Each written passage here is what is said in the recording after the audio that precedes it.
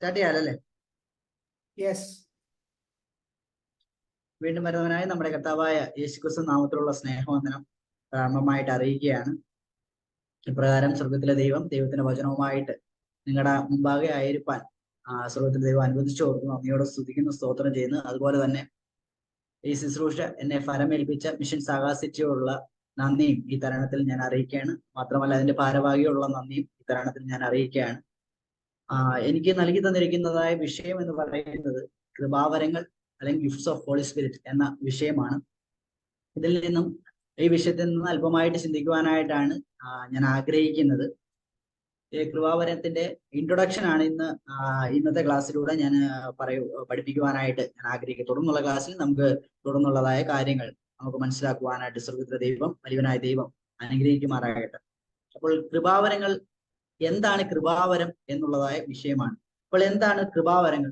ആ കൃപാവരം എന്ന പദത്തിൽ നിന്ന് തന്നെ നമുക്ക് മനസ്സിലാക്കുവാനായിട്ട് സാധിക്കുന്നു. കൃപ ലഭിക്കുന്ന വരങ്ങൾ, അതായത് കൃപയാൽ ലഭിക്കുന്ന വരമാണ് കൃപാവരം, അല്ലെങ്കിൽ വരങ്ങൾ എന്ന് നമുക്ക് മനസ്സിലാക്കുവാനായിട്ട് സാധിക്കും.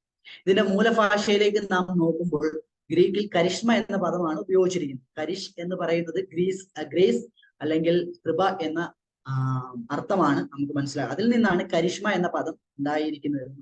അപ്പോൾ കൃപയാൽ ലഭിക്കുന്ന വരമാണ് വരം എന്ന് നമുക്ക് മനസ്സിലാക്കുവാനായിട്ട് സാധിക്കുന്നു.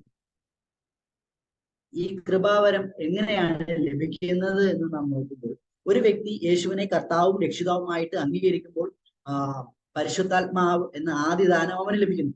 ഈ പരിശുദ്ധാത്മാവിന് ആ വ്യക്തിക്ക് ലഭിക്കുന്നതായ ഒന്നിലധികമായ കഴിവിനെയാണ് കൃപാവരങ്ങൾ അഥവാ ആത്മവരങ്ങൾ എന്ന് പറയുന്നതായ കാര്യം.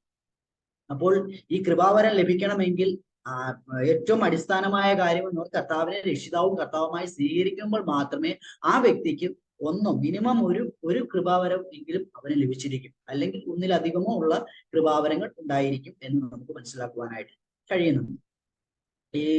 ഈ കൃപാവരങ്ങൾക്ക് മറ്റു പദങ്ങൾ വേദ പുസ്തകത്തിൽ നമുക്ക് കാണുവാനായിട്ട് സാധിക്കും. മറ്റു ചില ഭാഗങ്ങളിൽ താലന്ത് എന്ന് നമുക്ക് കാണുവാനായിട്ട് കഴിയും, ദാനങ്ങൾ എന്ന് നമുക്ക് കാണുവാനായിട്ട്, അങ്ങനെ വിവിധമായ തലങ്ങളിലൂടെ അല്ലെങ്കിൽ പദത്തിൽ ഉപയോഗിച്ചുകൊണ്ട് ഈ കൃപാവരത്തെ പറയുന്നതായിട്ട് നമുക്ക് മനസ്സിലാക്കുവാനായിട്ട് സാധിക്കും.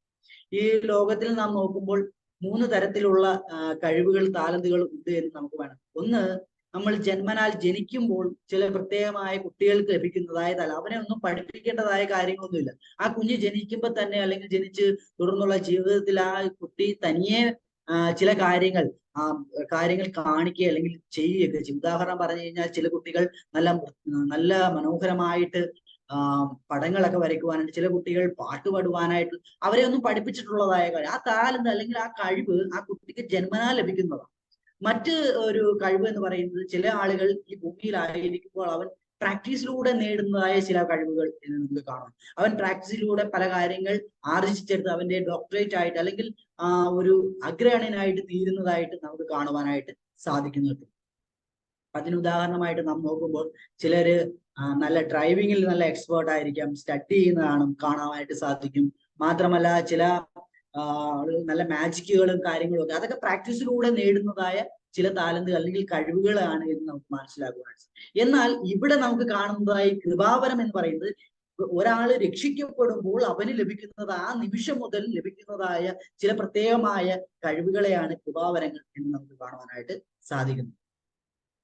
എന്തിനാണ് ഈ കൃപാവരത്തിന്റെ നൽകി തന്നിരിക്കുന്നത്? അതിന്റെ ഉദ്ദേശം എന്താണ് എന്ന് നമുക്ക് അടുത്തതായിട്ട് ചിന്തിക്കുവാനായിട്ട് സാധിക്കും. എന്തിനു വേണ്ടിയാണ് നമുക്ക് നൽകി? അതിനായിട്ട് നമുക്കൊരു വേദഭാഗം വായിക്കുവാനായിട്ട് ഉണ്ട്. 1 കൊരിന്ത്യർ 12-ാം അധ്യായം അതിന്റെ 7-ാം വാക്യം. 1 കൊരിന്ത്യർ 12-ാം അധ്യായം അതിന്റെ 7-ാം വാക്യം. അവിടെ ഇപ്രകാരം നമുക്ക് കാണുവാനായിട്ട് സാധിക്കുന്നു: എന്നാൽ ഓരോരുത്തരും ആത്മാവിന്റെ പ്രകാശനം പൊതുപ്രയോജനത്തിനായിട്ട് നൽകപ്പെട്ടിരിക്കുന്നു. എന്നാൽ ഓരോരുത്തരും ആത്മാവിന്റെ പ്രകാശനം പൊതുപ്രയോജനത്തിനായിട്ട് നൽകപ്പെട്ടിരിക്കുന്നു. കൃപാവരങ്ങൾ പൊതുപ്രയോജനത്തിന് കൂടിയാണ് എന്നാണ് ഇവിടെ പൗലോസ് രേഖപ്പെടുത്തിയിരിക്കുന്നത് നമുക്ക് മനസ്സിലാക്കുവാനായിട്ട് സാധിക്കുന്നു. ഒരു ദൈവ പൈതലിന് ലഭിക്കുന്ന കൃപാവരങ്ങൾ എല്ലാവർക്കും, അതായത് വിശ്വാസികൾക്കും അവിശ്വാസികൾക്കും ഗുണം ചെയ്യുവാനായിട്ട് അതിൽ അഥവാ പ്രയോജനം ഉണ്ടാകുവാൻ കൂടിയാണ് ഈ വരങ്ങൾ പരിശുദ്ധാത്മാവ് നമുക്ക് നൽകപ്പെട്ടിരിക്കുന്നതെന്ന് നമുക്ക് മനസ്സിലാക്കുവാനായിട്ട് സാധിക്കുന്നു.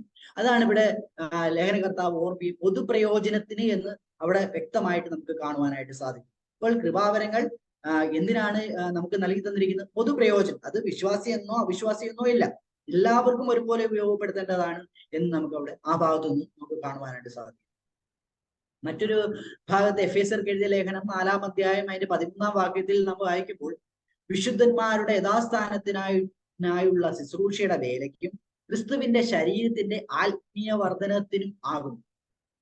വർധനയ്ക്കുമാകും. വിശുദ്ധന്മാരുടെ യഥാസ്ഥാനത്തിനുള്ള ശുശ്രൂഷയുടെ വേലയ്ക്കും ക്രിസ്തുവിന്റെ ശരീരത്തിന്റെ ആത്മീയവർദ്ധനത്തിനും ആകുന്നു എന്ന് നമുക്ക് അവിടെ കാണുവാൻ, അവിടെ ദൈവസഭയുടെ ആത്മീയവർദ്ധനത്തിന് എന്ന് നമുക്ക് മനസ്സിലാക്കുവാനായിട്ട് സാധിക്കും. ദൈവത്തിന്റെ ശരീരമായ ക്രിസ്തുവിന്റെ ശരീരമാവുന്ന ഈ സഭയുടെ വളർച്ചയ്ക്കും ഇത് ഉപയോഗപ്പെടുത്തുന്നതാണ് എന്ന് നമുക്ക് മനസ്സിലാക്കുവാനായിട്ട് സാധിക്കുന്നു. മറ്റൊരു ഭാഗത്ത് 1 പത്രോസ് എഴുതിയ ലേഖനം 4-ാം അധ്യായം 10-ാം വാക്യത്തിൽ നാം വായിക്കുമ്പോൾ ഓരോരുത്തരും വരം ലഭിച്ചതുപോലെ വിധമായുള്ള ദൈവകൃപയുടെ നല്ല ഗ്രഹവിചാരകരായി അതിനെ കൊണ്ട് അന്യോന്യ ശുശ്രൂഷിപ്പിൻ. അവിടെ നമുക്ക് കാണുവാൻ അന്യോന്യം ശുശ്രൂഷ ചെയ്യുവാനായിട്ട് ഈ വരങ്ങൾ ഉപയോഗപ്പെടുത്തുന്നു എന്ന് നമുക്ക് മനസ്സിലാക്കുവാനായിട്ട് സാധിക്കുന്നു. അപ്പോൾ ഈ രണ്ട് ഭാഗത്തും നമുക്ക് മനസ്സിലാക്കുവാനായിട്ട്, ഒന്ന് ദൈവസഭയുടെ ആത്മീയവർദ്ധനത്തിനും മറ്റൊന്ന് അന്യോന്യ ശുശ്രൂഷ, അതായത് ദൈവമക്കളായിരിക്കുന്ന സഭയുടെ അംഗമായിരിക്കുന്ന ദൈവ മക്കളായിരിക്കുന്ന വിശ്വാസികളായിരിക്കുന്ന അവർക്ക് അന്യോന്യം ശുശ്രൂഷ ചെയ്യുവാനും അവരെ പ്രചോദിപ്പാനും വേണ്ടിയുള്ളതാണ് ഈ കൃപാവരങ്ങൾ എന്ന് നമുക്ക് മനസ്സിലാക്കുവാൻ ഈ രണ്ട് ഭാഗത്തു നിന്നും നമ്മൾ വായിക്കുമ്പോൾ നമുക്ക് മനസ്സിലാക്കുവാനായിട്ട് സാധിക്കുന്നു. ഒന്നാമത്തെ ഉദ്ദേശം എന്ന് പറയുന്നത് പൊതുപ്രയോജനത്തിനാണ്. 2 എന്ന് പറയുന്നത് ദൈവസഭയുടെ വർധനത്തിന് വേണ്ടിയാണ്. 3-ാമത് അന്യോന്യം ശുശ്രൂഷ ചെയ്യുവാൻ വേണ്ടിയാണ് എന്ന് നമുക്ക് മനസ്സിലാക്കുവാനായിട്ട് സാധിക്കും. അപ്പോൾ കൃപാവരത്തിന്റെ ഉദ്ദേശം നമുക്ക് കാണുവാനായിട്ട് ഈ ഭാഗങ്ങളിലൂടെ നമുക്ക് കാണുവാനായിട്ട് സാധിക്കും.